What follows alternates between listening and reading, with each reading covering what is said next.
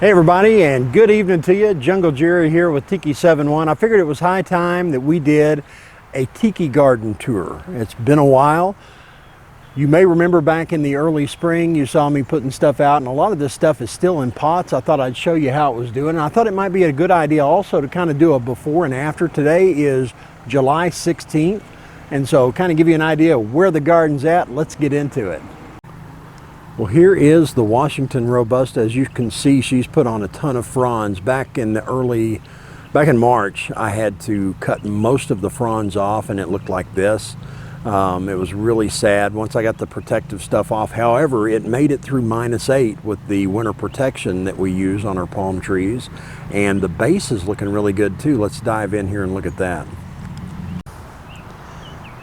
The trunk is thickening up really well and putting out a ton of fronds. She's looking really good. This is it's been a little over a year since I put her in the ground, and it really made her happy. A couple of years ago she looked like this. I bought it off of Amazon. I'll have a link down below if you want to get one. This was one of two that I bought back in the spring, and kind of looked really anemic and kind of sickly when I first got it. We got her in the ground. Every week I'm doing a tablespoon of Miracle Grow and 2 ounces of fish fertilizer for all of my palm trees. I do that once a week, a liquid form in a 2-gallon watering can, and they really respond well to it. Let me show you the other one now. I put the other one in a raised bed, and she's doing pretty good as well. Got the palm farm trucking along too. I had a whole bunch of them that got choked out by weeds. A lot of the grass that you see now and weeds are growing in between the pots.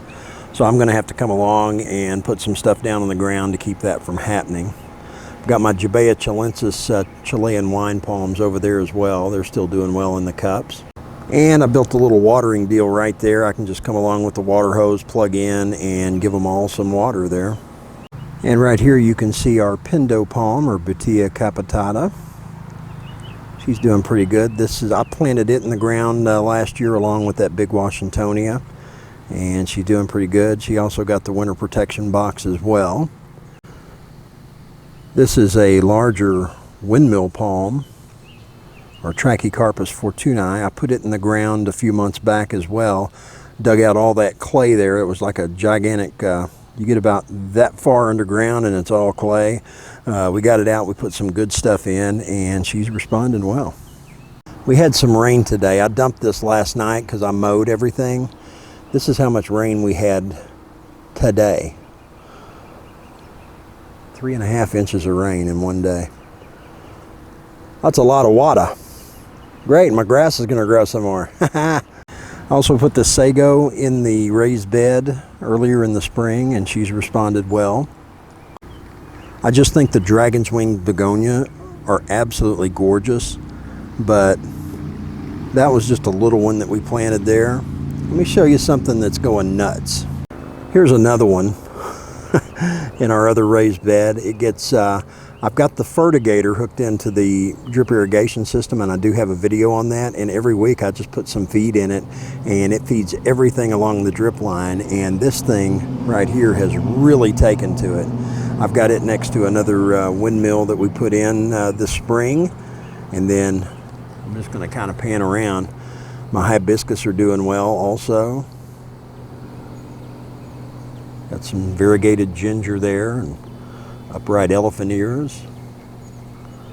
I've got another sago there that was older than the one that you just saw that I put in the ground. This one's actually still in a pot.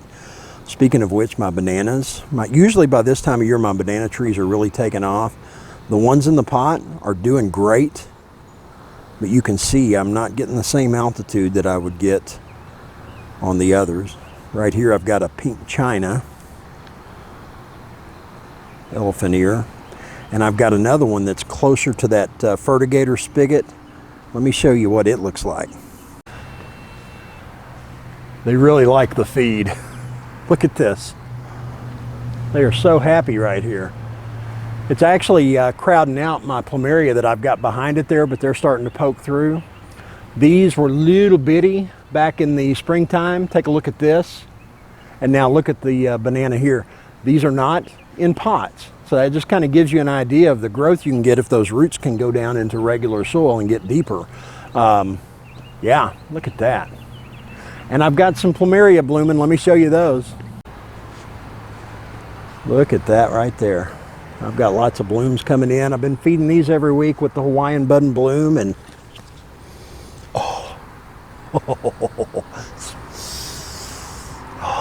you need smell-o-vision. We need to come up with that, figure out how to do that. I planted this one not this past November, but the November before it, and it's still in a pot, and I've just potted it up. I've got videos on growing Plumerias as well. This is a tropical storm elephant ear here, just beautiful color on it, and it's going well too. It's getting a lot of that food, and it surely likes that. My jungle look is doing a lot better than I actually expected in the spring, but you can see here the way it's just kind of growing. I've got canna hiding in there as well, red canna.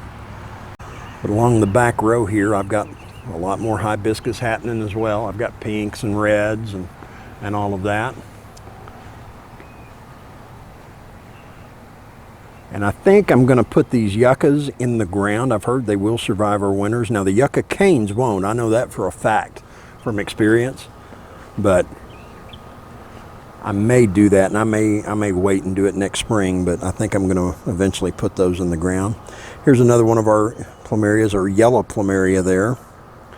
And we've got blooms coming up on it. And I want to give you an idea of just how big this is.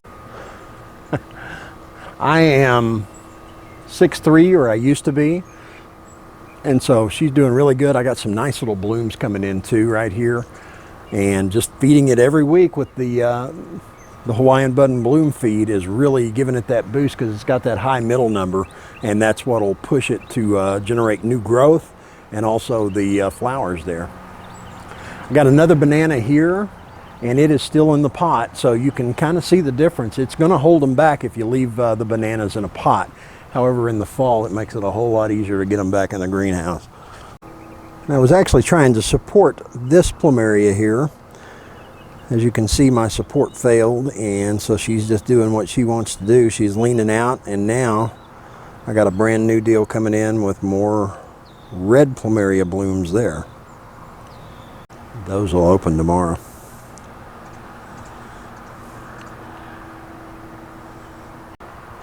Here's a shot of my best Heliconia Rostrata. These are the lobster claw plants that put out the lobster claw looking red and yellow colored flowers.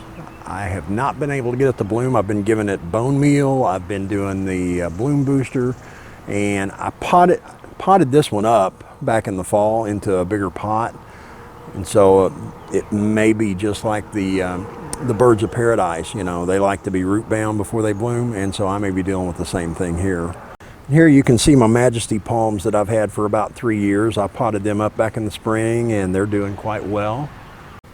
I took 2 pothos plants and strung them back and forth from the post there, and kind of dangled it down so it would look like jungle vines. We have a new monkey member of the family as well, and it seems that he has been trying and trying to climb up there and get those bananas, and he just has not been successful yet. But he keeps trying. As soon as I walk away, those hummingbirds, they come back in. They are prolific this year. We had so many over here, the petunias. There's no wind right now. It's just the prop wash from the hummingbird wings. We have 7 feeders, and they all look like that right now. When you're in the hammock or under the tiki patio, though, it really gives it a nice vibe, because you've got layers of tropicalness and palm trees here to the side, out on the back fence, and so it really gives it a 3D depth. It's not thick and lush because I've got a ton of yard, and one of these days, you know, I'm going to try to make it that way, but right now, you know, it's getting the job done. And here is the best shot I can manage of Kiwi Kate's Monstera. It was a little bitty thing about 3 years ago, and now she is really getting with it there. Just gorgeous. We love this plant. On the tiki bar itself, I've got some parlor palms and some tiki heads. I've got a ponytail palm over there. More monkeys, of course. Well, you know, I didn't want Chico to be lonely.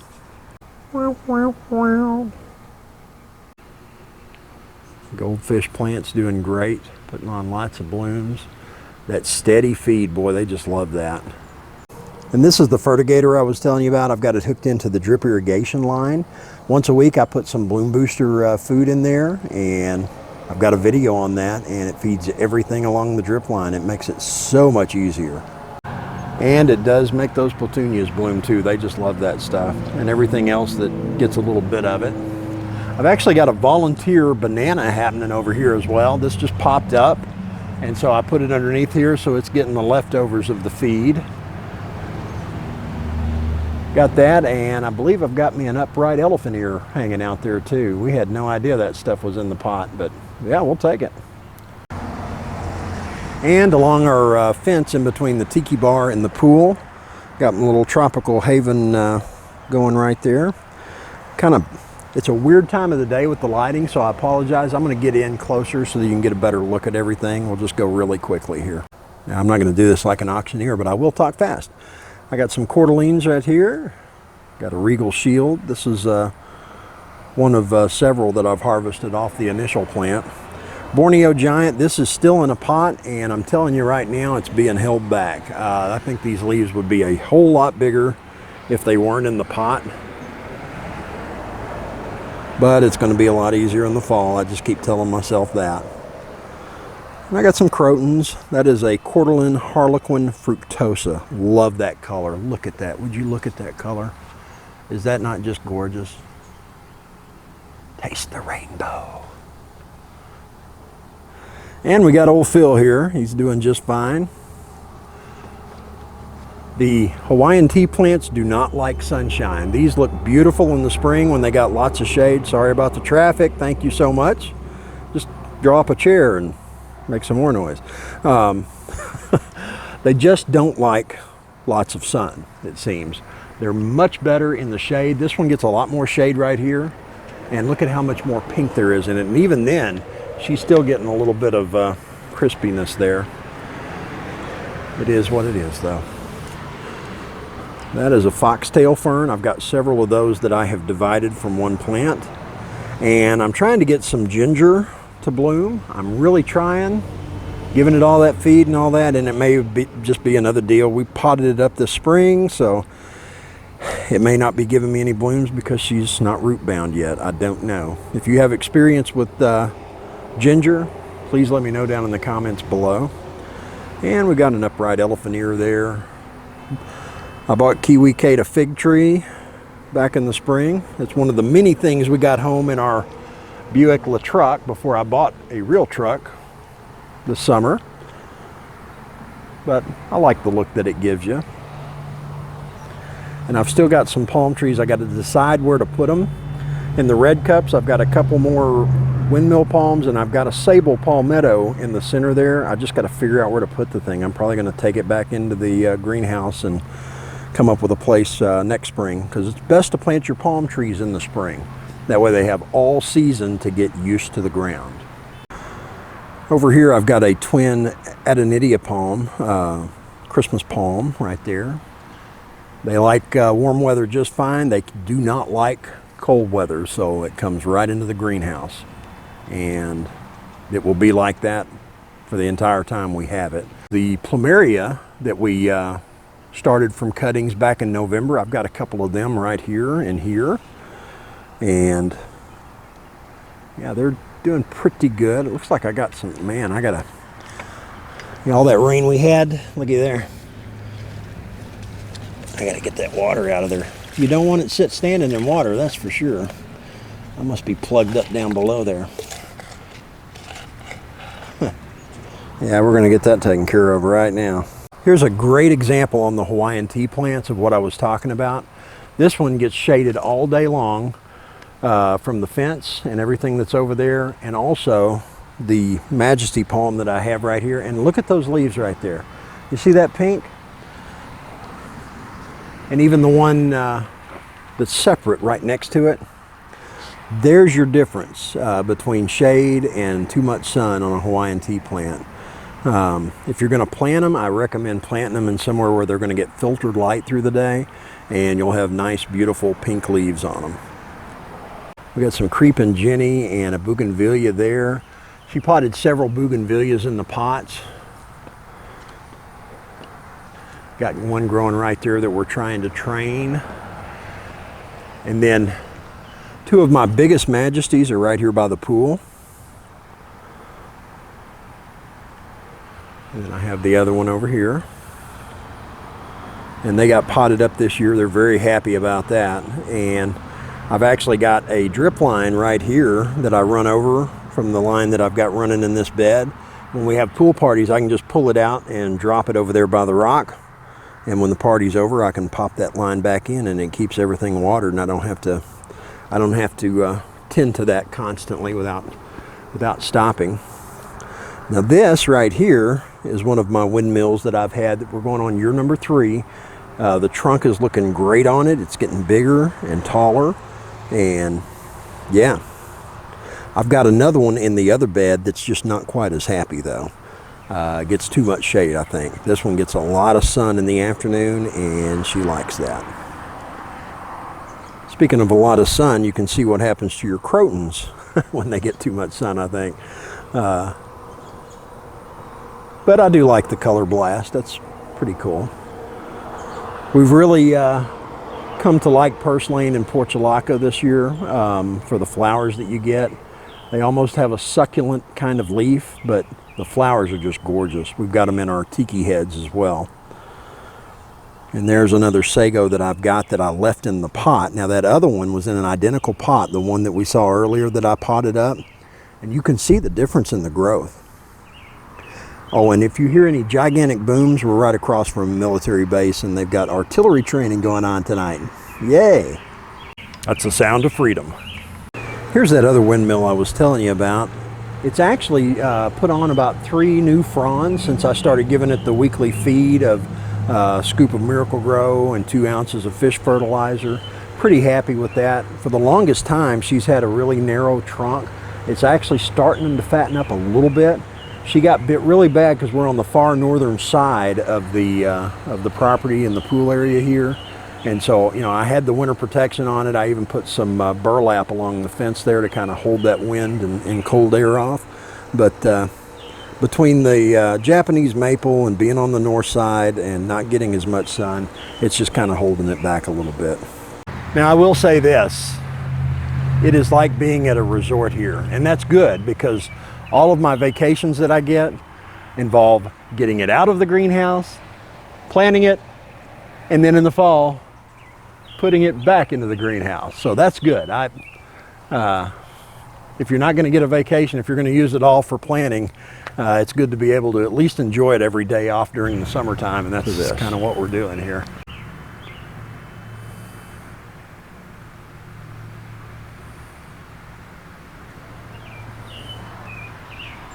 Oh my gosh, what on earth is wrong with me? I didn't show you the project I've been working on. Now, if you've been looking at my community tab, you may have seen some pictures, but let me show you on camera here what I've been working on in the wood shop here. So I got this fella kind of hanging out at the entrance to the tiki bar.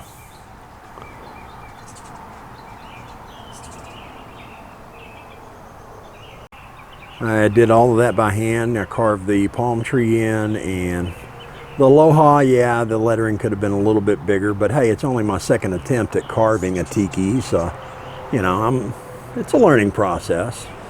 So I'm actually waiting on some chainsaws to come in that I'm going to carve with. They've got carving bars, and I'm going to do some bigger stuff, but I'm kind of using 4x4 posts just to teach myself, you know, how to use an angle grinder and how to use a die grinder with shaping attachments on it, and the Dremel as well. Probably the biggest challenge that I've had with a 4x4 is it's really not 4 inches wide by 4 inches. It's 3.5 inches. So if you're looking at a picture, you got to take all that detail and you got to condense it down into something that's basically, before you start removing material, 3.5 inches wide. I tried to get the hands in there. Oh, let me get it focused. I tried to put some detail in for the hands and the fingers. I just kind of gouged out for the arms there. They're not perfect by any means. None of this is perfect, but you know, it's kind of rustic looking, and it's just kind of a fun little, I made that kind of deal for the entrance to the tiki bar at least. I need to come up with a name for this guy. If you guys have any ideas, let me know down in the comments below. I also put, you can see I put lines in his headdress here that go all the way down.